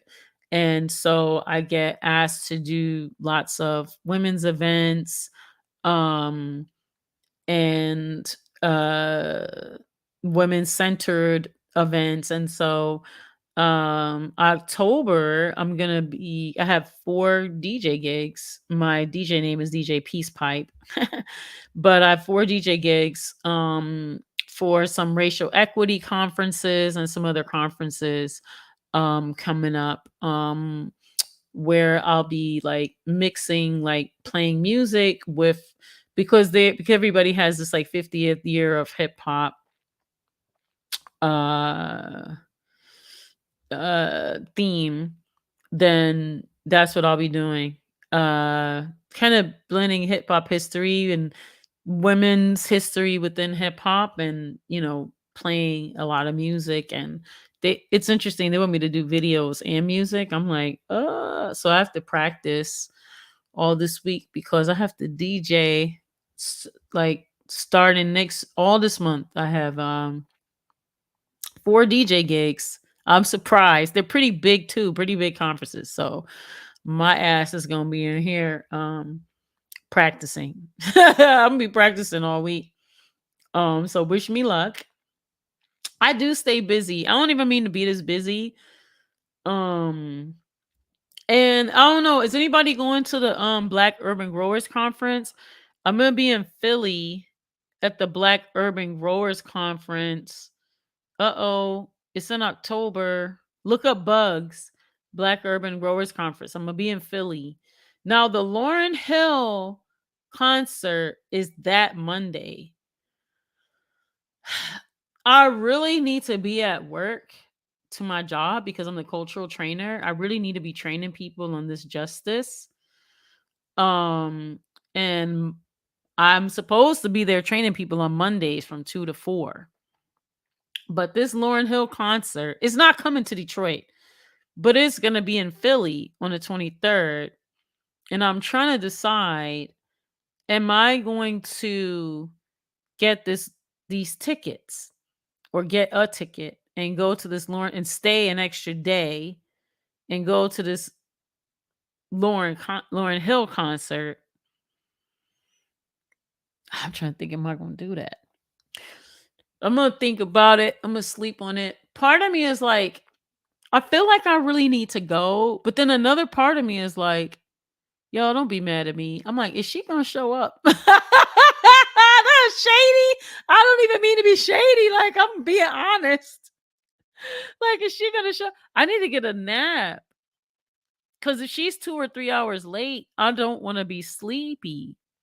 You know what I'm saying? Like, what if she's 2 or 3 hours late? And have y'all been to? I've been to Lauryn Hill I've worked a Lauryn Hill concert. She was 2 hours late. Mahogany bought me a ticket to see Lauryn Hill a couple years ago when No Name was opening for her, and we saw her here. And that was more than a few years ago. She was 2 hours late. I'm like, man, I'm gonna be in Philly. Well, I better get my plane ticket, obviously, for the next day. But or him, we'll see. I don't know. Uh, that's funny. But we'll see. I wanted to go just to do a critique for y'all of the concert. We'll see. Let me see. I didn't get my tickets yet. In Philly, they might be expensive. I don't know. I wish she was coming to Detroit. Let me look at the roster again.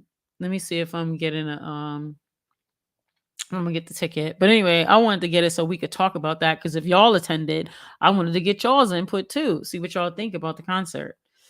What are some other things? Oh, Tuesdays, um, after work, I've been teaching a 6-week photography workshop for youth for Black Lives Matter. So Detroit chapter of Black Lives Matter has a community photography program for community, and I've been teaching the youth. So far we did 2 weeks. Tomorrow's gonna be my 3rd week, so literally have 4 more weeks teaching them photography. They're gonna do an exhibition, so the young people will have an exhibition, and so they're looking for a place to host the exhibition. So I'm very excited for the young people. They're doing very well. They bought cameras and stuff for them, so that's cool. And then anything else going on? I don't know. Those are the things that I can think of that I have coming up that I wanted to share with y'all. Uh I think that's it. Other than that, oh, I didn't bring the album downstairs, but if you go into my thing, if you go into the description, buy the album. Uh Best camera, Yipper 99. That's an interesting question.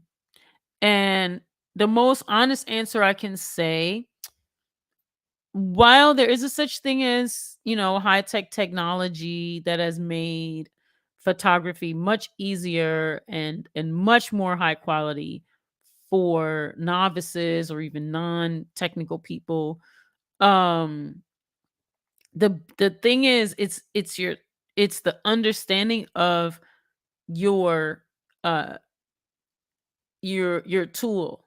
You know what I'm saying? So basic understanding photography, photo means light, and graph means to write. So it means you're a light writer. And so the most important part of photography is your light and your lighting and your ability to see lighting and your ability to understand shapes and tone and texture and form. And so and color, and seeing and paying attention and looking and being sensitive. The tool that you use, though, um becomes important because, let's say for instance, if you have a very, high tech tool, then you'll be able to do some things that you wouldn't be able to do if you didn't have such a high tech tool, right? Like, now they make cameras so sensitive, the sensor, that you're able to capture pristine, crisp images, like with no noise and no grain and all of that, simply because of the size of the chip and all the technology in the chip. You couple that with a really sharp lens, fixed lens that's like a 1.2, and you couple that with a little knowledge like understanding shutter speed and ISO and f-stop and all that combination, and you couple that with amazing light, then that's how you're going to get these top pristine images. And by the same token, we have different styles, like preferences. Like, some people like that kind of grainy thing because it's kind of moody and it kind of feels like texture, right? And so some people are getting nowadays more into the older technology and using film because they want to have a bit more tactile and it feels a bit different um than the images that they're getting, from such a rigid, technology. So uh it's kind of subjective, but if I answer the question the way I believe you're answering the question, um, then I would say it depends on your use. So, like for instance, if you uh need to, capture images because you're a commercial photographer and you are doing like product photography, then obviously you're gonna have to have the highest pixel count.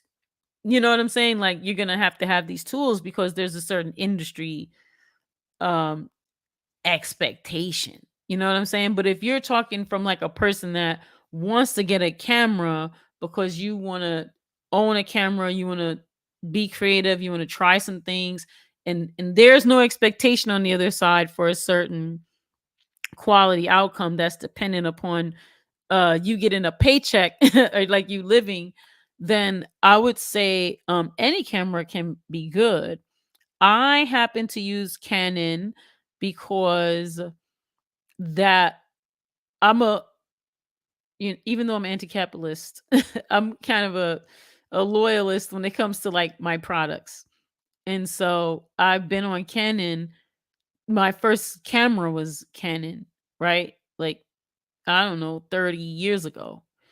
And so I've never strayed, if you will. I never left Canon. And that was only because I don't know, some weird loyalty that I have to Canon.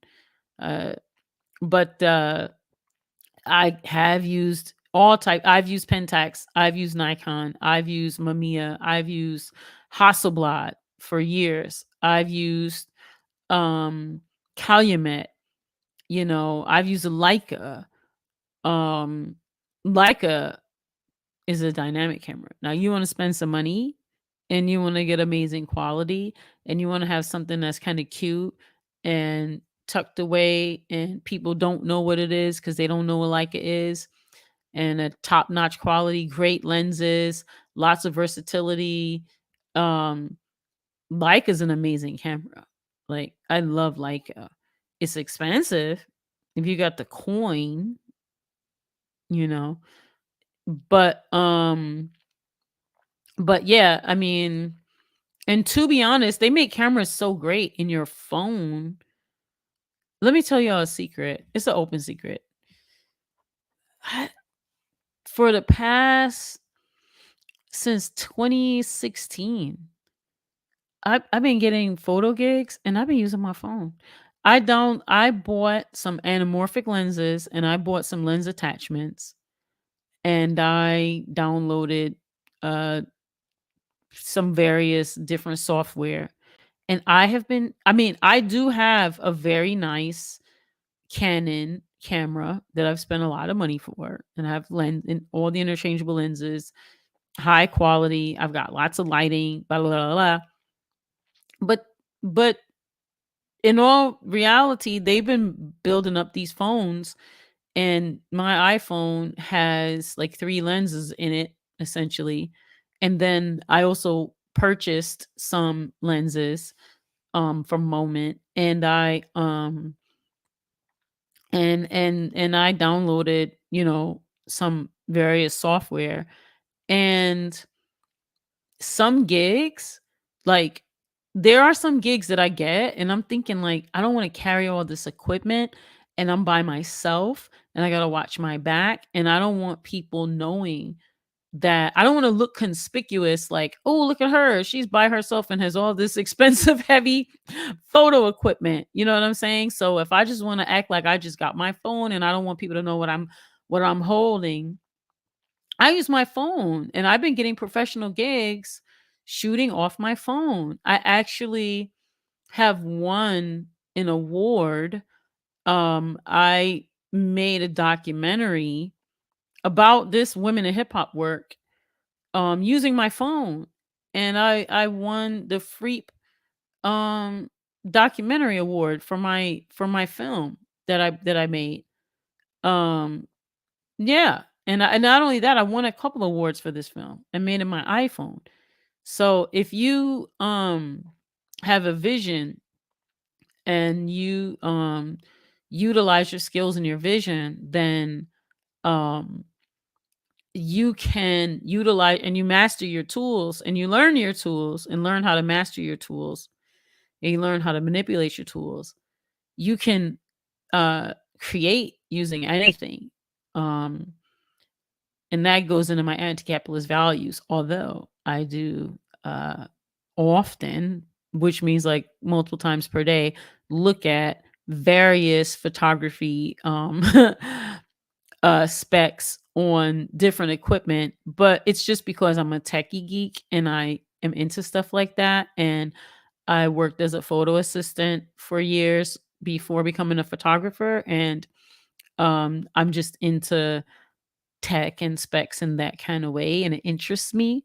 But it's not because I think I need it. Although in certain situations and for certain clients, I do need it, because in full transparency, there are some clients that you work for where, unfortunately, because um they might have come from a different background or have different values, they are clocking like what materials and what tools you're using, and they will judge you if, like, you don't have like top-notch quality. So I learned a nice little trick for advertising execs and art buyers and the like. You gotta feel them out. Some of them, if they just let you do your thing, go ahead and live. But some of them, if they're clocking your stuff, if you're a professional, what you do is you bring everything but the kitchen sink. And what you do is you set it all up and they look and they go, "Oh, wow, you got a lot of equipment." Because they're just excited about all your little equipment that you got set up. But you're really only using like one light or maybe no light. And but any hooty rooty tooty. I went on a tangent. Once we start talking, and I see y'all, I see some camera people in the chat. It says I like the software compatibility with Canons between devices. I do too. And then also too with my Canon, I can use my iPad. I have the big, what is it, the 12.9 iPad I use, and I let clients look at that as a viewer, monitor. Pictures often reflect the lens of the person who's taking the pictures. Explore all definitions from behind the lens at first glance. When you go back to view, you can always appreciate levels. That is deep. Canon would be a part of my top preferred as well. Also, you got to have skills with Leica. Yeah, I guess. Yeah, you do have to. It is a range. Leica's a rangefinder. Rangefinder meaning that um so most people are used to the DSLR, meaning that the there's a mirror that's inside the camera, and then when the light is in an image is reflected in it, because like same thing with your eye, the image that comes in is actually upside down, and then you actually reverse that image, and the reverse of that happens like on the mirror. So when the image comes in, it's actually upside down. You've ever shot with a Hasselblad or anything like that, you'll notice that. And then the mirror like brings it um to what you would consider, right side up, and then reflects that. Well, now it was on film and now it's onto digital, and it puts it on the chip, and then that's how it sees it, right? So with the rangefinder, um, you actually don't have that. And so you actually are in the range. It's hard to explain, but you're in the range of view. And so you have like a square, or you have like a viewer where you're like, you look through the viewer, but the viewer is not connected to your to your lens or your chip or anything inside your camera. Whereas like on a DSLR or even on mirrorless, when you're looking inside, you're actually seeing, right? Like exactly as your camera sees, right? The rangefinder is literally just for you to like get an idea of like your angle of view, your perspective. And then you have to learn how to place, because there's a little bit of difference. So you have to learn how to place your lens so that you'll actually capture what it is that you meant to capture. Fortunately, that they have digital Leicas, you can actually see where that difference is, right? It says Samsung Gallery 21 Ultra has one of the best phone lenses on the market. Although I'm a iPhone loyalist, please don't be mad at me, y'all. Please still love me, even though I'm Mac every day, everything, all day, everything Mac. Please still love me. Been on Mac everything since 1984. Yes, I have an iMac, and uh what is it? Uh MacBook Pro, the iMac, iPad, iPhone, two iPhones. Please forgive me. But I gotta admit that those Android phones. I don't know. Is it the Samsung? The camera's off the chain. I'm jealous of the camera. Part of me is like, am I gonna go buy this phone? But then another part of me is like, pipe, that's dumb. You have an amazing freaking camera. Just use your camera. Why do I want this phone? That's why I hate capitalism. It makes me want stuff that I don't need. uh Man, you still can't stand iPhones, Desiree, but I hope we can still be friends. Uh Apple Retina display. Man, that Apple Retina display is expensive, but it's nice. Um Sugar Burger says still want it back. Cool. Uh what else? Says there's a manual for iPhone users on how to remove spy devices that are not necessarily the function of the phone. That's funny. Um Samsung Galaxy. Ooh, yep, Samsung Galaxy. I swear by it. No, whoever had do y'all have that Samsung? My friend has it and she was like, take she handed me the phone, like, can you take our photo? I was like, "Oh my god, I want her phone." But I didn't want her phone cuz I don't like Android. I just wanted that camera. I'm like, "Why can't we have that camera in iPhone?" So, that's one battle that I would that I you got to admit when when yeah, the truth. And yeah, I have to admit that Samsung Galaxy camera is amazing. But I'm still iPhone all day. All right, listen. This was fun. Thanks for that. For introducing. Who introduced that? Was that Quaker Anarchist? Somebody start talking about it. Anyway, I don't remember. I'm trying to go back to the beginning. Any hootie rooty tootie. I'm gonna give y'all my pieces. Say peace. I appreciate y'all stopping by again. Next week is an interview with Star, the dope MC from the AT to the L. I hope Kalanji joins us. We'll see. And then we may do the book, but it depends. I'm gonna see. I've been reaching out to some different women and asked if they'll be on the show. Pray for Boss. Okay, please, because number one, I really want her to be healthy, but I also do want to do the show. But I also want to pray for her health. And yeah, have a great week. So if you go into the description, I'm gonna say what they say, on all the things. Hey guys, listen to like my channel. No, but like, share, and subscribe to Black Power Media. If you haven't already become a Patreon, go ahead and join the Black Power Media Patreon. And also too, you know what I'm saying? Check out the book if you haven't, got a chance to purchase the book. Check out the book. Yeah, thanks for the safe wishes, Latif. Appreciate you. Thanks for everyone for joining. Appreciate everyone that's listening. Appreciate everyone that's going to watch the replay. And yeah, we just appreciate, the growth. And I appreciate everyone that shows up on Mondays to kick it with me. I'm gonna do my best to be on time next week. But again, shouts out to Mo Mitchell from Working Families Party that listened to me talk to you about all of my community issues.